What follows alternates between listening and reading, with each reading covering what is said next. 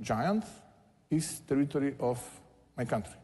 Since we are strategic partners with the United States, I would be very keen to welcome as much as possible, let's say, investors, and American businesses are already present in my country, which will be a big competition to these Asian giant companies that are already present in the region. Therefore, my country, my homeland, is of big importance for the United States, not only for the region, but for the Europe as well. Hey, that's great, but you quickly went over, but I want to get into a little bit more detail. You talked about the strategic partnership that you have with the United States. You also talked about you're really in alignment with at least the Trump administration and the new wave that's going through America, and you're really alone in Europe when you're doing that. Last week at the Munich Security Conference, I'm sure you may not know the name of it, but you remember Vice President Vance went to Europe last week. And he stood up before all the European leaders, the NATO leaders, the European leaders, all the guys in the generals, and he stood up, and everyone assumed that he was going to talk about NATO, about to the European and Canadian allies, spend more of your money, your fair share on NATO, or he was going to talk about Ukraine. He did not.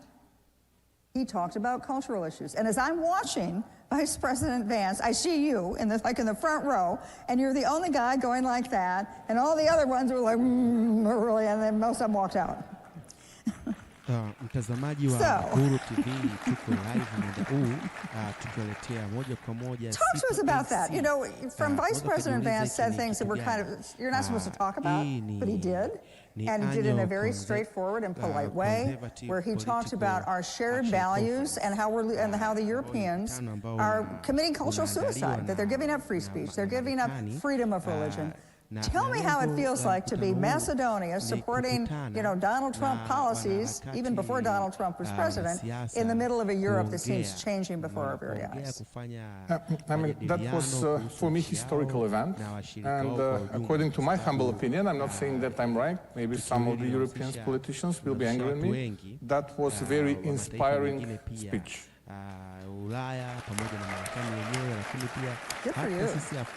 And I was not at the front line, I was in the second row. Yeah, but you were the only guy applauding. I want to point out, the only guy going like that. Yes, but what is important that after the speech, some of the audience criticized the speech. And some of the audience said that that was a bit of interference into the domestic issues of sovereign countries. Because Vice President J.D. Vance flagged a lot of examples which are not good and which are not aligned with the freedom of speech, with the democracy values, with at least common shared values. And I will say it again, I think that he was right. Then, 2 days afterwards, I had a panel as well.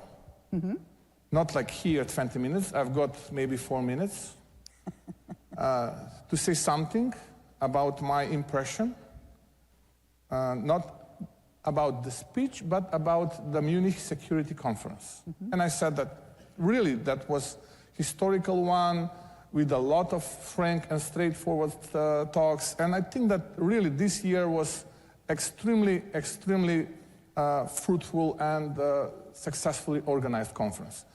But what I said, I don't know whether the American people know that since the very beginning of our independence from former Yugoslav Federation, we had 2 strategic milestones. First one was to become a full-fledged member of NATO, and the second one was, and is, to become full-fledged member of EU, European Union.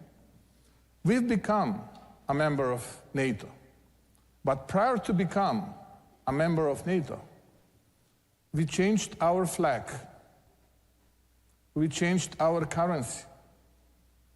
We changed our constitution, and we changed our name because some of our neighbors become a member of NATO prior to us, and they used or misused tool of veto to solve bilateral demands.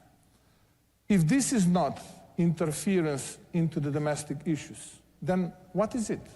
What we are talking about? So, if we are talking about double standards, and if we are talking about double standards that affects on the lives of humans, then it's not good. Then it's not good. Then we have to be honest and we have to talk directly and straightforward. If we ignore those type of events that occurred in the past and that is still occurring, for example, now we are not able to become a member of EU because now we again have additional hurdle to change our constitution again. If constitution is not internal issue of sovereign country, then I'm wondering what is it? And we've been asked to change our constitution again. Is it not fair? Is it not fair? And when we are criticizing, when someone is criticizing the speech, which was, according to my humble opinion, again, I will say, very inspiring, then should point the finger to themselves and to see what they are doing. This is not fair. This is not fair for the small country which wants to become a part of the EU. And the EU values are everything but not bilateralization of EU accession process. I also want to point out that, as the Prime Minister said, that they had to wait a long time to get into NATO. And as one of the things that President Trump has talked about time and time and time again about NATO is that they want American money, they want American participation, but they're not willing to pay. They're not willing to pay their fair share. And I do want to point out that your country, small as it is contributing one of the biggest contributions per capita to NATO. So thank you very much. We are above 2%. We are completely aligned and supporting President Trump's politics. And I think that 2% should be floor, not ceiling. I think President Trump, if he's listening to this, will be thrilled to hear that. The other thing that I think he'll be very thrilled to hear is, you know, one of the big issues in Europe right now, well, one of the big issues in the world is energy production. And when President Trump talks about energy dominance, you know, doesn't say energy independence, he says energy dominance, says drill, baby, drill. What he means is the United States now has the ability, with our own natural resources, to get oil and natural gas. We have more of it than anybody else in the world. We can become the world's energy supplier, just us alone. We can replace Russia, replace the Middle East. We would be the dominant energy supplier to the world, and we would set the price at a very low price, which works for us, doesn't work for anybody else. You're a key part of this equation. Yes. Because if the United States exports liquefied natural gas, which we have in abundance, cheap, safe, wonderful, and it can go to Europe, it changes the entire strategic equation of Europe and really of the world. So explain to me very quickly how you're going to do that for us. That equation now is missing pipeline that is crossing over my country. Mm-hmm. And we are building that pipeline now. Practically, we are building our southern interconnector with Greece. That's great. We will start building northern interconnector with Serbia, and practically using the Alexandropoli terminal. American gas will be super big competition of existing pipeline, which is called South Stream. Maybe you are aware about Nord Stream, but no one is talking about South Stream, which is not on the top of Europe, which is on the bottom of the Europe. And there is flowing Russian gas. So American gas through this pipeline, which will cross over my country, will be a super big competition of the Russian gas to the Central Europe and to the Western Europe. That's why we are very important. And that's why we are strategic partners. So you may have walked into here wondering, what am I going to listen to somebody talk about North Macedonia? I can't even find it on a map. Now you realize it is in fact one of America's great allies and doing great things with us. So thank you, Mr. Prime Minister. Thank you for the invitation, and God bless American and Macedonian people. Thank you.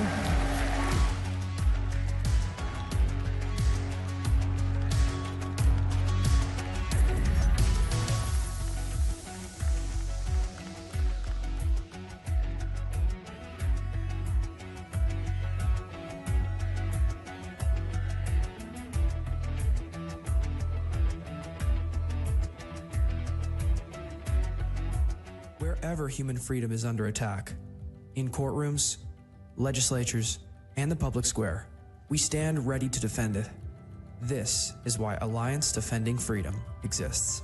Supreme Court victory for a Christian woman who was taken to court for standing firm in her beliefs. The First Amendment follows a golden rule. If we want to protect speech for ourselves, then we need to protect it for others. A video released this week by ADF International has attracted over 34 million views and even attracted comment from Elon Musk. It concerned a pair of Swiss parents who have had their child taken away from them because they objected to her gender transition. We're not just here to stop the erosion of liberty for this moment alone. We are here to keep the door open for the gospel. And when the gospel does its work, truth doesn't just hold its ground. It advances. It sets people free for generations to come. This is our mission at Alliance Defending Freedom.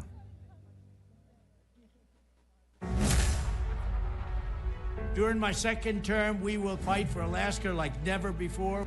I'm excited about what we can do with President Trump in the office. We'll work together to provide affordable energy to Alaska and allies all over the world.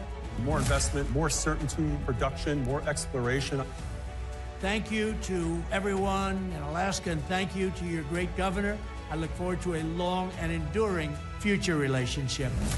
Drill, baby, drill. Still under construction, but already the biggest news station in Poland. The only international TV station that interviewed Donald J. Trump. I'd like to say hello to the Polish people. Poland's leftist government wants to destroy us, but we are not backing down. We're building conservative, English-speaking European news station. Join the movement. Support the revolution. Make Europe great again. This is Republica, the home of free speech. Ladies and gentlemen, please welcome journalist and host of the Megyn Kelly Show, Megyn Kelly. Hey! Hi! Hey guys! How's everybody doing? Oh, it's so great to see all of you. Hello, CPAC. Love you. Appreciate it, guys. Gosh, you guys have been out there all day. God, this is amazing. I have to tell you, especially now that I do my own show in my own studio, I don't get out enough.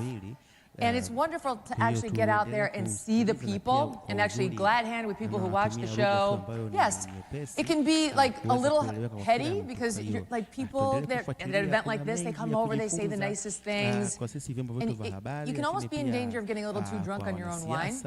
Like, wow. Oh God, I think you meant JD Vance. I think that's what you're, JD, he's 48. So yeah, 49. So you can start to get a little drunk on your own wine. However, the good thing is God is always there to balance things out for you, God or my mom, and bring it down a peg when you need it. And this reminds me of the inauguration just last month. I went with so many great people they were loving Trump, they were loving just the rebirth of our nation. And this one guy came over to me and he was so excited to see me. He was like, oh my God, I can't believe it's you. Can I please have a picture with you? I'm like, oh, of course, I'd be happy to.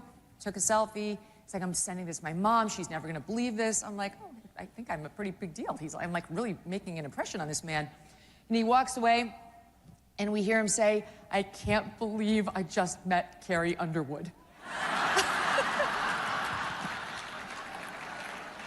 So, thank you, God.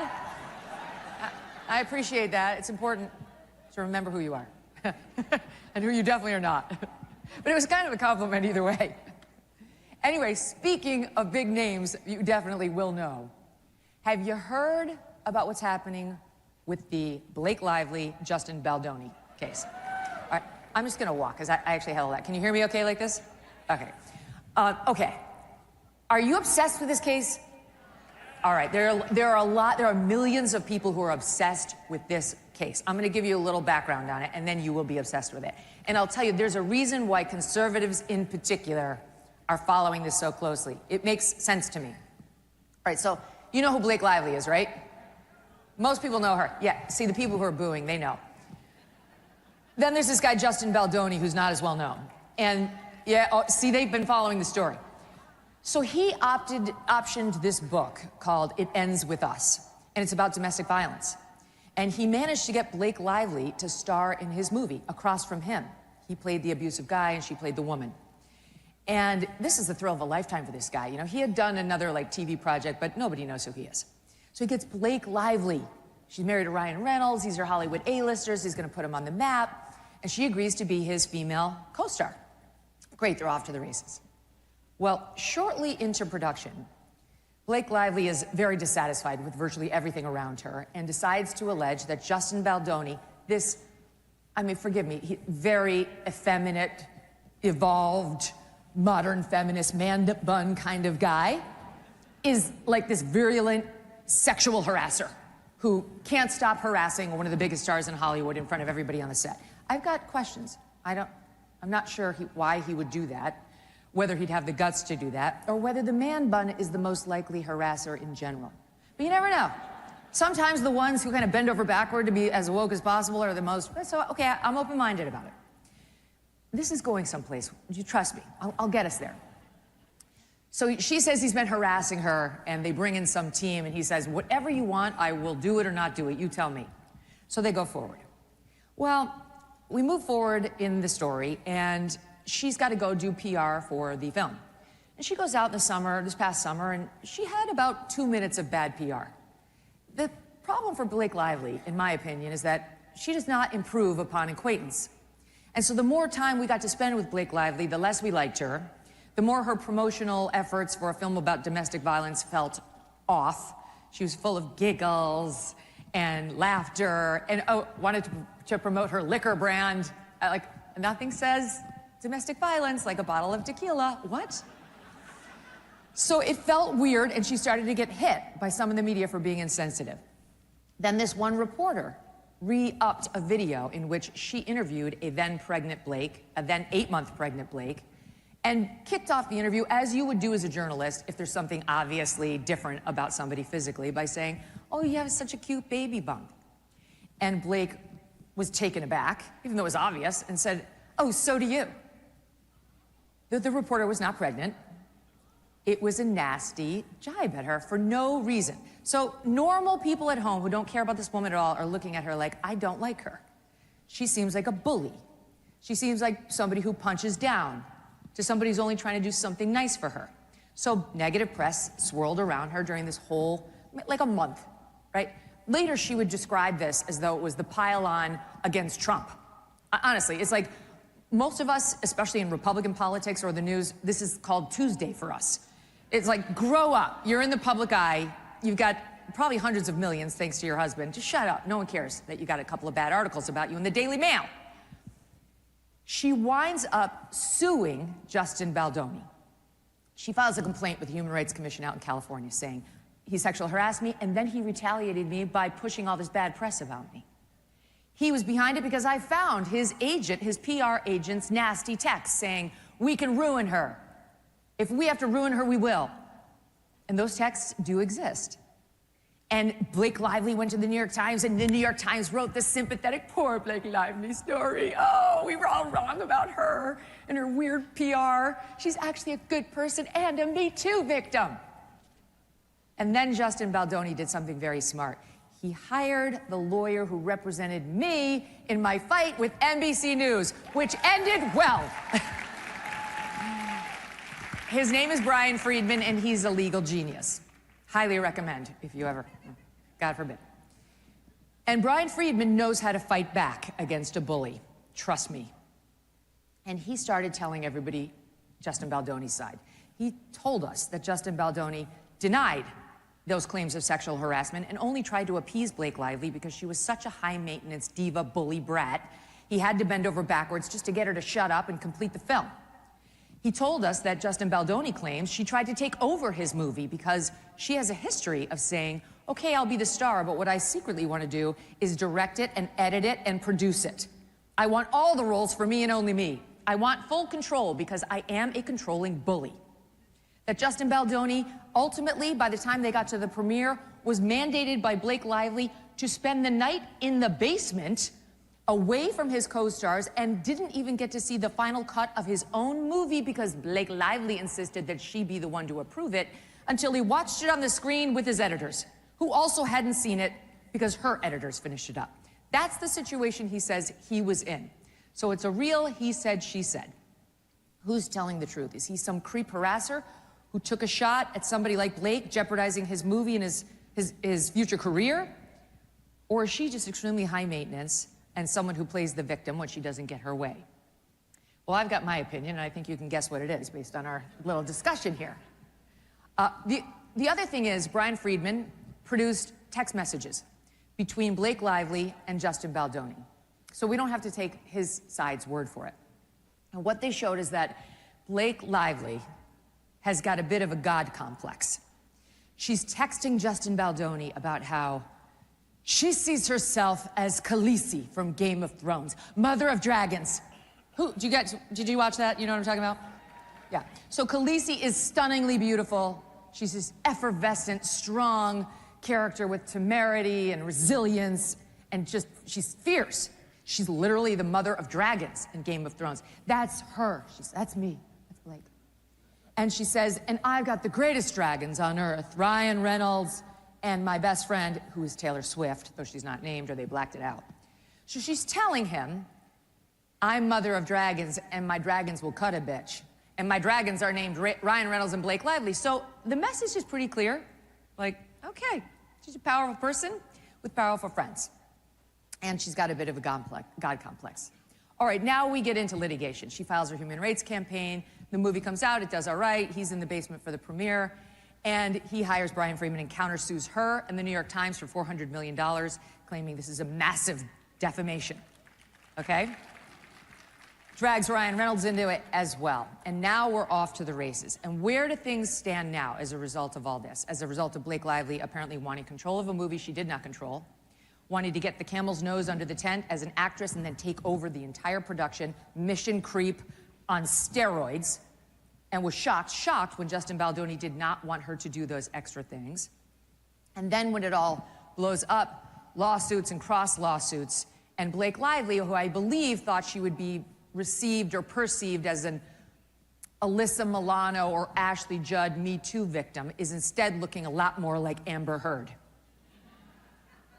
How did that work out? Bad move. And honestly, to me, the lesson is, A, be a good person. But B, if you're a Hollywood star or any sort of a public figure, would you just please take your licks in the press and shut up about it? People have real problems. They don't give two craps that you had a couple of negative articles written about you in the Daily Mail. And in her complaint, the thing she's bitching about is that this terrible PR campaign that was opened up against her hurt sales of her liquor brand and her hair care products. Oh my God. Right? Like, while this is going on, inflation's like at 9%. Get a grip. Okay. So it was a terrible idea. They shouldn't have done any of this, but I think the reason that conservatives are so interested in this is a couple of fold. Number one, you seem to be watching the unwrapping of a public figure, like the unspooling. You know you've caught someone in what you believe is a lie. That's how I feel. And it's amazing to see it told and to kind of gone down the lane like, okay, maybe, here we go. Oh, wow. Oh, wow, because Baldoni's released these text messages. She says he inappropriately smelled my neck when we were doing a scene. Then you see the scene. They're dancing, they're caressing, they're making out. It's like, but the neck thing was too much when he smelled it? Like, all right. They went into my trailer when I was breastfeeding my baby. You're like, that's disgusting. What's wrong with these people? Then you see his text message where she says, come on over to my trailer. I'm breastfeeding baby, but it's fine. Yeah, she says his weird producing partner showed me porn. I'm like, these people are freaks. Then you see what he actually says he showed her, the producing partner, which was she was filming a birth scene in the movie, and it was a still shot of a water birth his wife had at home. You can't see anything X-rated. It's a PG photo. You can't see anything at all. It's like artistic. It made me wish I had a water birth. All right, so you wind up kind of feeling a little bitter. And this is where we come in. Because everyone in this room, because you're here, I know this about you, you've been gaslit to high heaven every time you've picked up a newspaper in the United States. Every time you've turned on CNN. You've been lied to. You've been bullied or seen others with lesser power bullied by the media and the leftist Democrats. You have been the victim of overbearing and controlling leftists who think they are the final arbiters of what's best for you and your life. And it's wonderful to see someone fighting back, right? She's become like an avatar for leftist overreach in a different, special way. I really believe this is why so many people on the right are kind of into this story. Just kind of want to see how it ends. Will it end as it ended for us on November 5th? Because we were pretty happy with how that went, right? Or is it going to be something else? I mean, only time will tell.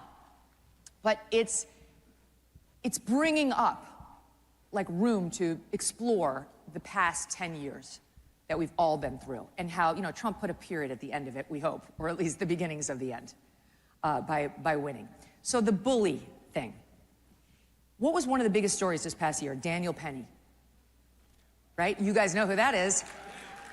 Daniel Penny stood up for others on the New York City subway when there was a crazed man who was out of his mind on drugs threatening to kill people, and got him in a chokehold, and the man ultimately later passed, and he got charged by that insane crank, Alvin Bragg, and had to defend himself against criminal charges. Yes, boo, he deserves it. So Daniel Penny got bullied by Alvin Bragg and the media, which did not stand up for him either. There was Nick Sandmann, remember him? Look at, I love how you guys know these names, you're my people. Nick Sandmann goes out there in front of the Supreme Court to stand up for life, and CNN portrays him as this villain, as this smirking, crappy, arrogant villain. Look at him, and he's sneering at a Native American who's just there minding his own business. Totally the opposite. Totally the opposite. Nick Sandmann was standing there respectfully while he was being antagonized by the Native American who was dancing aggressively in his face and getting up on him and mocking him. That's why CNN had to pay him in a defamation case. That was settled. Kyle Rittenhouse. Kyle Rittenhouse tried to do what the Biden administration would not, and go to Wisconsin and actually protect the neighboring town. It did not go well. He wound up shooting 3 guys. He was acquitted on all charges ultimately. But before we knew much at all about that case, Joe Biden got out there as he was running for president. This happened prior to Biden taking over. As he was running for president, and called Kyle Rittenhouse a white supremacist. There was zero evidence of this. The kid was 18 years old. He's got the possible next, at that point possible, ultimately yes, president of the United States telling everyone he's a white supremacist, something for which he never apologized, Joe Biden. There was no evidence of that, none. So the left likes to bully people who are weak. He's a kid. Now he's on trial for triple homicide in one case, and you think it's a great time to pile on him publicly as the possible next president? There's something wrong with that. Something's off about a guy in a party that does it and supports it. And so the bully nature of the left has been on full display, as has its controlling nature. They want to tell us what we can eat. They want to tell us what we can drink. They want to tell us how fast the water can come out of our showers, what we can drive, what we can put in the tank, what we can turn on our stove with. I mean, it's over the top. What we can think, what we can feel, where we can pray, what we have to put in our arms, what we have to put in our children's arms, our babies' arms. It's a lot. They seem to be really drunk on their power. And we have to encounter this at every turn. And then we see that same camel's nose thing. Under the tent, you give them a little, and then they start exploiting it and taking it too far. May I remind you of a little thing called USAID? Right? There's a poll. I actually, you guys are going to talk to Karoline Leavitt in a bit. I interviewed her for my show today. And we were talking about the CNN poll. It shows Trump's approval numbers. They fell a couple points since he took office, because he's doing things that the left may or may not like.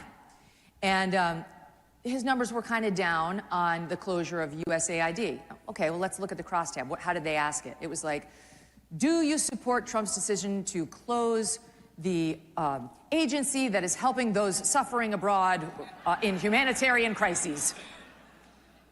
Right? Like, would you like the children to die as a result of what Trump did? Yes or no? It doesn't say, do you support helping African people prevent HIV/AIDS? Virtually every American would say, yes, we can spend some money on that. Yes, we do. And also, then we will take that money and we will divert it for trans operas in Colombia. Who the hell said yes to that? We literally spent $70,000 on DEI dance in Ireland. They already have Riverdance. I stole that from the Ruthless fellas. But it's ridiculous. It's too much. It's overreach. And then, inevitably, when you call them out on the nonsense, right, when you send Elon in there with Doge and the Doge tech guys and they start kicking the tires, they play the victim, just like Blake Lively. How dare you? I am subjected to all these stories, right?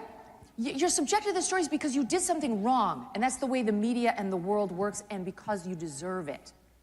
So we're tired of their games. The games are outdated, the tactics are outdated, they're old and they're tired. And speaking of the Associated Press, the media. The media's days of pretending they are holier than thou are over. President Trump kicked them out, not of the White House, not of the White House press briefing room, but kicked them out of the Oval and out of the Air Force One seat they had because they refused to call it Gulf of America. Now, this is interesting because AP is an American company. They say we have to do it because we report in international countries. Like, the people of Ghana are going to be upset if you start reporting on it as, folks in Somalia are really going to get upset. You're an American company. You're incorporated here. You're headquartered in New York. This is a stick in the eye of the president and nothing more. It's obvious. Trump knows it, and so do we. And the thing about the AP is they love word changes, name changes. They live for this crap. Just as soon as they were told they have to call girls who transition to boys, boys, they did it. Boys who transition to girls, they did it. They went with the pronouns, the whole thing. You can't even read an AP story about some trans thing without leaving utterly confused. Now there's no more somebody born male or somebody born female. It's assigned male at birth, assigned female at birth, like it was a sin committed by the doctor, and it still is very ambiguous. They love that name change. They did it right away. Illegal immigrants, we don't have those anymore if you read the AP. They got rid of that term. It's too offensive. Now you have to say undocumented immigrant. What does that mean? An illegal immigrant makes sense to everybody. Now you have undocumented, that's what. They got rid of the term crisis at the southern border when Joe Biden was president. Could no longer say crisis. As soon as the numbers hit 100,000 a month, the word crisis kept appearing. Not in the AP, we don't do that. That's not okay. Even though Jay Johnson, Obama's Homeland Security Secretary, said it's a crisis if you have 30,000 in a month. This time under Biden, it was 100,000. AP gets rid of the word crisis and didn't bring it back even when we had 300,000 crossing a month. Forgot that word. They won't say terrorist when they're talking about Islamic terrorists. All of these word changes they're totally in favor of, but Gulf of America is a bridge too far. So look, I'll leave you with this. Blake Lively had a point on one thing. Her time as the Hollywood it girl. The days of the left bullying and controlling us without much pushback. The days of the media pretending to be objective and independent and demanding to be left be owned.